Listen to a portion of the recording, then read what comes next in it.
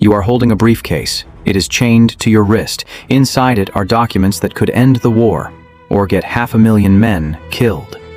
You are standing on the deck of a British submarine in the dark, cold waters off the coast of Spain. The date is April 30th, 1943, and you are already dead. This wasn't fiction. This wasn't a film script. This was Operation Mincemeat, the most audacious, improbable, and clinically cold deception in the entire history of the Second World War. A plan so strange, so morbid, so quietly brilliant that the men who designed it didn't even know if it would work until German tanks started moving in the wrong direction. What happens when the most powerful military machine in history can be fooled by a dead body, a briefcase, and a handful of carefully written lies? You are about to find out. By the spring of 1943, the Allied High Command faced a problem. The war in North Africa was nearly won. Over 250,000 Axis soldiers were about to surrender in Tunisia. The next logical step, the next move the entire German High Command was watching for, was an Allied invasion of Sicily. The island was the obvious gateway into southern Europe. Everyone knew it, including Adolf Hitler, including Field Marshal Albert Kesselring, the German commander responsible for defending the Mediterranean, including every Panzer division, every coastal battery, every Luftwaffe squadron that could be redirected to meet an Allied landing force the moment it appeared on the horizon. If the Allies hit Sicily with the Germans expecting them, the casualty estimates were catastrophic. The beaches would become killing grounds. The invasion might fail entirely. Someone had to make the Germans look somewhere else. That someone was a quiet, meticulous naval intelligence officer named Ewen Montagu. And his solution was to use a man who had never served a day in uniform, never fired a weapon, never set foot on a battlefield.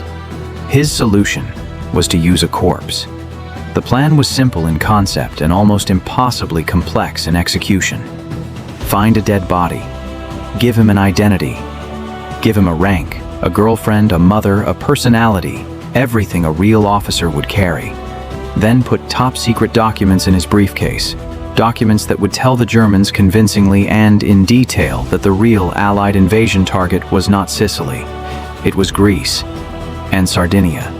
Sicily was a deliberate decoy, a feint, a trap for the Germans to see through, so that when they discovered the truth, they would be certain they had outwitted British intelligence. It was, as the historian Ben Macintyre would later write in his definitive account of the operation, an act of almost surreal audacity, using a dead man to carry a lie that living men had died to protect.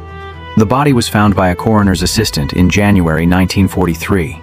A 34-year-old Welsh laborer named Glyndwr Michael had died in London of phosphorus poisoning, a quiet, unwitnessed death, his body unclaimed.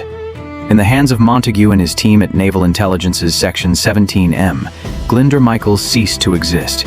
He became Captain William Martin, Royal Marines. Serial number 148228. Next of kin, his father in Cardiff.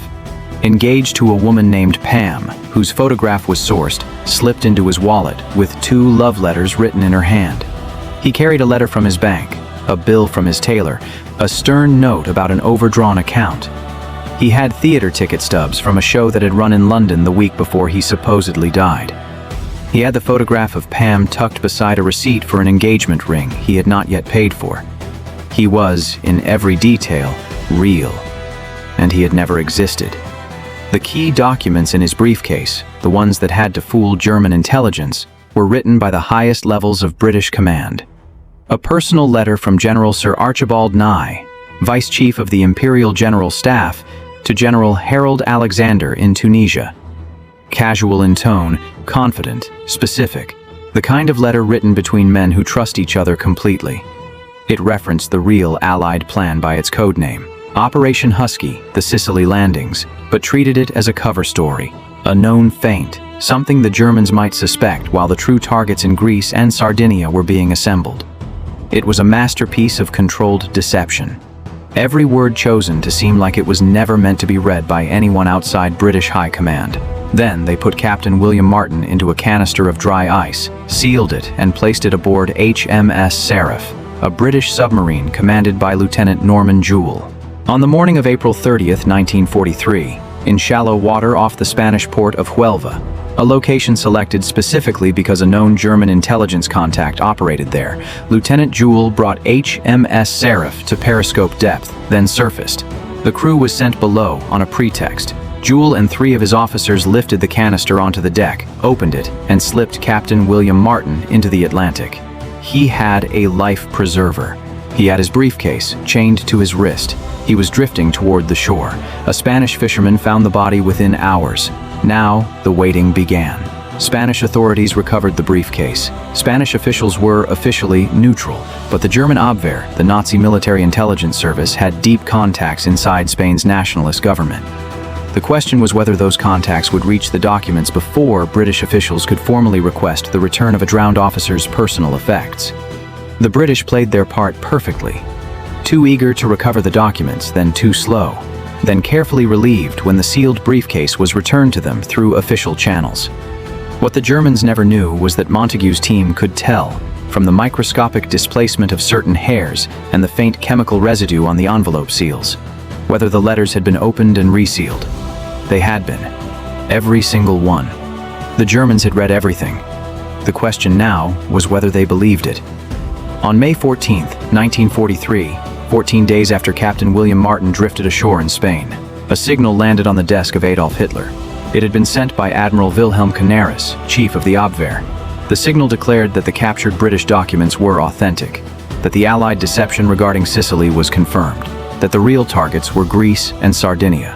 Hitler ordered Panzer divisions transferred to Greece. He reinforced Sardinia. He directed Field Marshal Rommel to begin preparing defenses in the Aegean. He pulled resources away from Sicily. On July 9, 1943, the Allied invasion of Sicily, Operation Husky, began.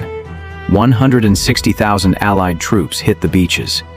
The German and Italian defenses, stripped of the reinforcements Hitler had sent elsewhere, were overwhelmed within 38 days.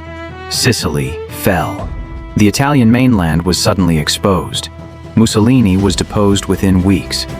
Historian and code-breaking expert F.H. Hinsley, in his exhaustive official history of British intelligence in the Second World War, concluded that the deception shortened the campaign by weeks and saved thousands of Allied lives that would have been lost on heavily defended Sicilian beaches. The Germans never found out. Not during the war. Not until the British government declassified the operations files in 1996.